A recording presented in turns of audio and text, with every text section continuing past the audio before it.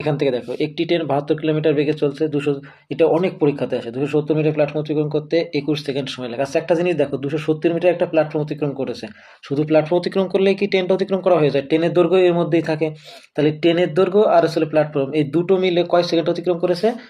না না, তোমার কত, 21 সেকেন্ডে। বুঝতে পারলে? তার মানে 21 সেকেন্ডে শুধু এই যে এইটা অতিক্রম করে না, কিন্তু এর মধ্যে ট্রেনের দৈর্ঘ্য আর একটা প্লাস রয়েছে।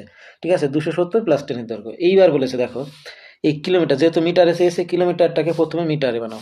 বলো কিলোমিটার, এইটাকে মিটারে বানাই কি করে? মিটার বানানোর জন্য আমরা জানি যে কত দিয়ে গুণ করতে হয়, 5/18 দিয়ে গুণ করতে হয়। 4×18 কত, 72, তাহলে 4×5 20। তার মানে তুমি ধরে রাখলে যে 20 মিটার পার সেকেন্ড। এই কি গতিবেগ হলো কত, 20 মিটার পার সেকেন্ড। হ্যাঁ, আচ্ছা মানে এক এক সেকেন্ডে যায় কয় মিটার, 20 মিটার। তাহলে 1 সেকেন্ডে যদি 20 মিটার যায়, 21 সেকেন্ডে কত মিটার যায় দেখো তো। 21-এর সাথে যদি এই 20 গুণ করি, 21 দুগুণে কত, 42, এই 21 দুগুণে 42 মানে কত, 420। ঠিক আছে, শেষের শূন্য তো গুণ করতে হয় না, বসিয়ে দিতে হয়।